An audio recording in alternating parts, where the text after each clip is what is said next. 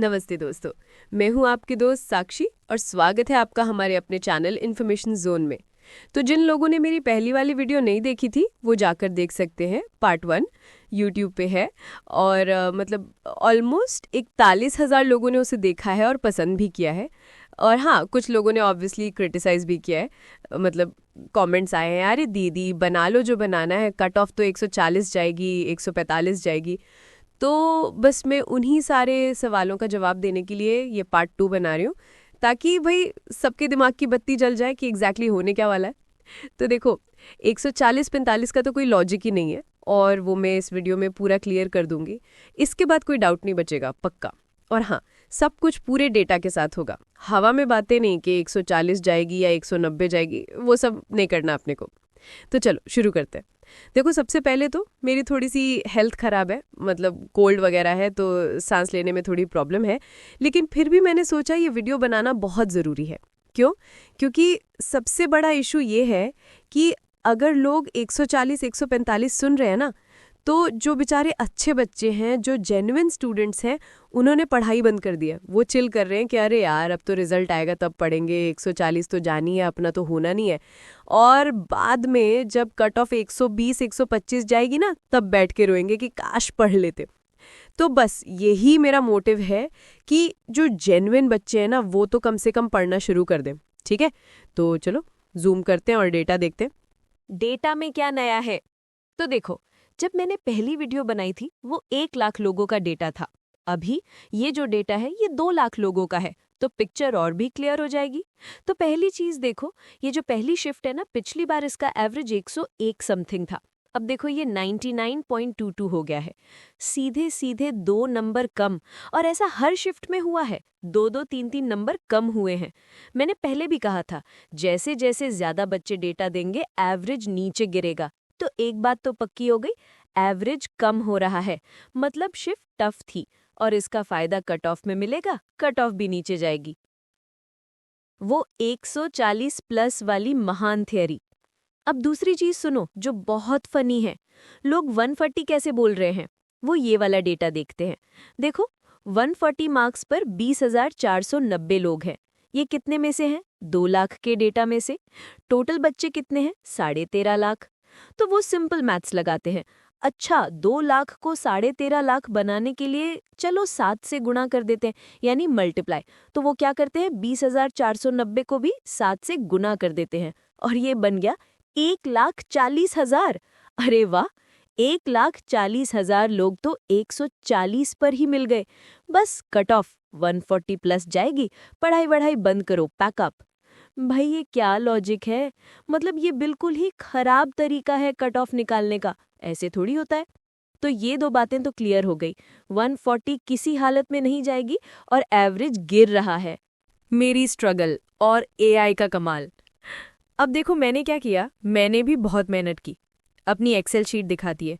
मैंने 13.5 लाख स्टूडेंट्स को अलग अलग शिफ्ट्स में बांटा, फिर एआई टूल्स का यूज़ किया, इंटरपोलेशन किया कि 160 से ऊपर कितने होंगे, 150 से ऊपर कितने होंगे, मतलब पूरा डेटा बनाने की कोशिश की।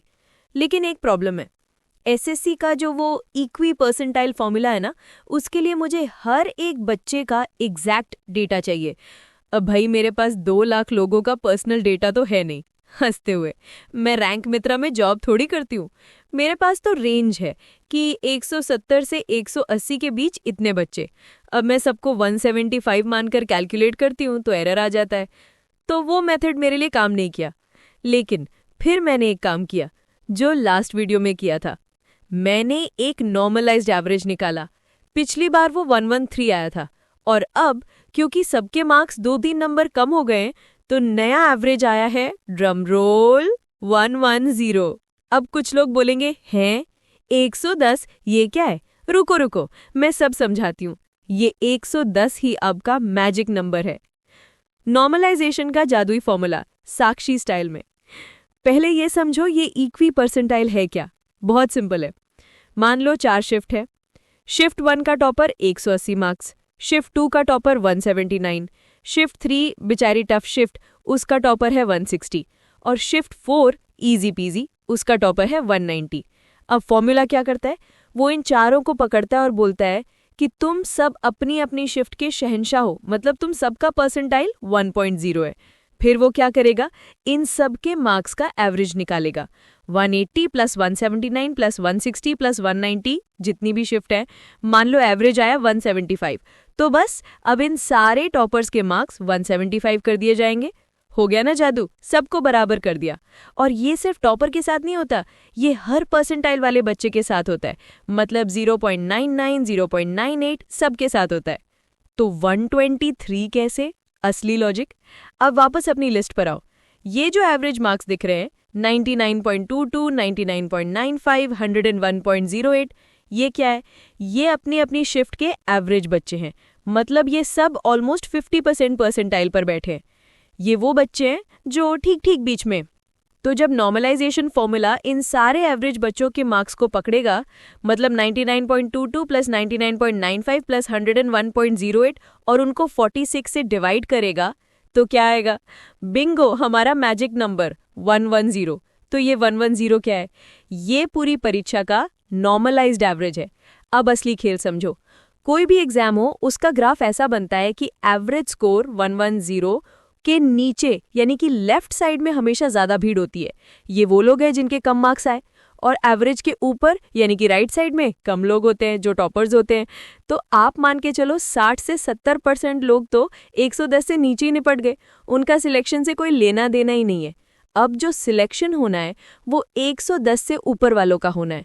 जो बचे हुए 30-40% लोग हैं, और पुराने सारे एसएससी के एग्जाम्स का डेटा देख लो, ये जो एवरेज स्कोर है और फाइनल कट ऑफ के बीच का जो गैप होता है ना, ये हमेशा 13 से 15 नंबर का ही होता है। तो 110 हमारा average plus 13 number equal to 123। मैं पहले 126 बोल रही थी, अब 123 बोल रही हूँ। और सच कहूँ, जिस हिसाब से एवरेज गिर रहा है ना, ये 119, 120 पर अटक जाए तो हैरानी नहीं होगी। तो जो 140 वाले हैं वो तो मतलब पता नहीं कौन सा लॉजिक लगा रहे हैं। तो मेरी तरफ से फाइनल बात सुन लो, जिस किसी के भी 120 से ऊपर मार्क्स बन रहे हैं, प्लीज अपनी किताबें उठा लो और पढ़ाई शुरू कर दो, सीरियसली। बाद में मत रोना कि अरे दीदी आपने बताया नहीं, पता चला रिजल्ट आया कट ऑफ 122 गई और आप उस टाइम बैठ के कोई सीरियल देख रहे थे। ये लॉजिक है, मैंने आपको पूरा समझा दिया है, कोई हवा में बात नहीं है। चलो आज के लिए बहुत ज्ञान हो गया। अगर आपको ये वीडियो अच्छा लगा और मेरा लॉजिक आपके दिमाग में घुसा, तो प्लीज क्या करना है, फटाफट इन्फॉर्मेशन जोन को सब्सक्राइब करो। और हाँ, कमेंट में अपने ओपिनियन जरूर छोड़ के जाना। मुझे बताओ आपके हिसाब से कट ऑफ कितनी जाएगी, लेकिन लॉजिक के साथ बताना।